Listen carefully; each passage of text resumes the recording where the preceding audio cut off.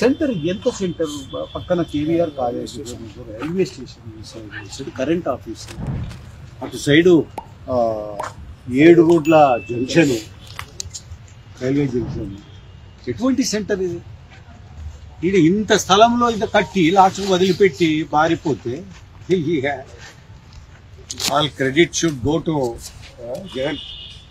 ఇట్లాంటి దండిగా చేసినాడు రాష్ట్రంలో. మొత్తం రాష్ట్రమే ఇట నిలబడిపోయింది. అన్ని రంగాలలో రాష్ట్రం ఇదో ఇట నిలబడిపోయింది. పాపము మొత్తము అప్పుల పాలు చేసి అన్ని మొత్తం కూడా బర్డెన్ అంతా వేసి ఈరోజు ముఖ్యమంత్రి చంద్రబాబు నాయుడు గారి మీద ఆ బాధ్యత పెట్టి అల్లాడిపోయే పరిస్థితికి తీసుకొచ్చాడు ఆయన జగన్. ఒక పక్క కేసీఆర్ తెలంగాణలో, ఈ పక్క జగన్. ఇద్దరు తక్కువలు కాదు, మొత్తం మీద ఒక పెద్ద ప్లాట్. ఇది ఒక పెద్ద కుట్ర. ఇద్దరు కలిసి మాట్లాడుకొని చేసినారు. ఒరే అంతా మొత్తము అప్పులు చేసి మింగి పారేసి ఇలా ఎత్తిన పారేద్దాము అని తినిపోయినారు. ఈరోజు చూడండి, రేవంత్ రెడ్డి గారు ఇక స్టేట్మెంట్ ఇచ్చారు అసెంబ్లీలో. ఇక శాత కాదుగా, డబ్బులు లేవు, వీళ్ళు చేసిన వ్యవహారం 2 లక్షల కోట్లు అప్పు చేసిపోయారు, కట్టలేక చేస్తున్నాం వడ్డీలు కానీ. అంతకంటే ఘోరంగా ఉన్న ఆంధ్రప్రదేశ్. కానీ మేనేజ్ చేస్తున్నాడు పాపం ఆయన. రేవంత్ రెడ్డి మేనేజ్ చేయలేక చేతులు ఎత్తి పారేస్తున్నాడు పాపం.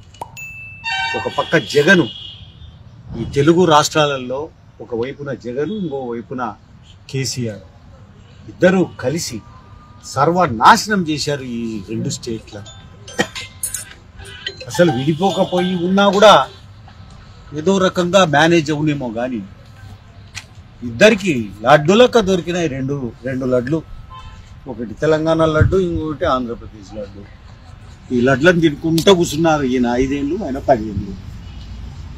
సిగ్గులేదు కొంచెం. మన రాష్ట్రం అక్కడ ఇక్కడ ఎన్ని ఏండ్ల నుంచో, దశాబ్దాల నుంచి డెవలప్ చేసుకున్నటువంటి రాష్ట్రాలు 2 సర్వనాశనం అయిపోయాయి.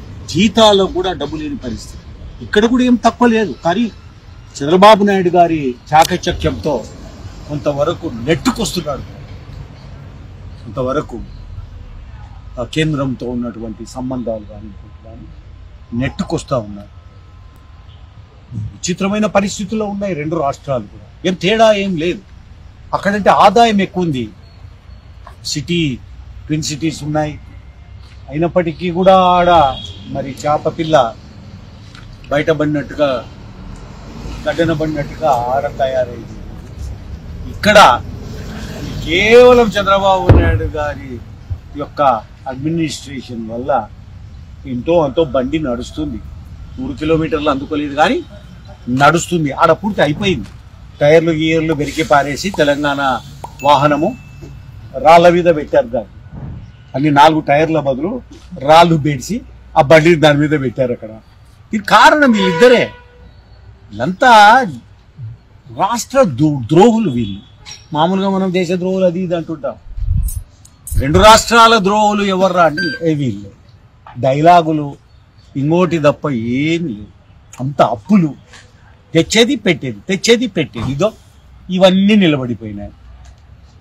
చాలా very very very sorry figure కంప్లీట్గా 2 రాష్ట్రాల్లో కూడా అపారమైన నష్టం జరిగింది. 2 రాష్ట్రాలు చూద్దాం. చంద్రబాబు నాయుడు గారు కష్టపడుతున్నారు. మళ్ళీ ఈ బండి మరి స్పీడు అందుకుంటుందని మేము అనుకుంటున్నాం. ఈ రాష్ట్రం యొక్క ప్రగతి అది అయిపోయింది లేండి. అక్కడ అయిపోయి ఏముందా, అసెంబ్లీలోనే ఒప్పుకుంటుంటే అయిపోయింది, మరి జీతాలు ఇవ్వలేము అని చెప్తుంటే ఇంకా ఏముంది రాష్ట్రం. బాగా పరిస్థితి. రైతులు ఏం కావాలి, అన్ఎంప్లాయిడ్ యూత్ ఏం కావాలి, గ్రామీణులు ఏం కావాలి, గ్రామీణులు ఆశిస్తున్నటువంటిది ఏం కావాలి, ఇవన్నీ కూడా అది తెలంగాణలో ఉన్నటువంటిది. కానీ అప్రిషియేట్ చేయాలి ఈ యొక్క రేవంత్ రెడ్డి గారు. మరి బయటబడి ఒప్పుకోవడం ఎస్ అప్రిషియేట్ చేయాలి. ఇంకా ఈ రాష్ట్రానికి, తెలంగాణ రాష్ట్రం బాగుపడాలంటే వేరే మార్గం లేదు, డబుల్ ఇంజన్ తప్ప.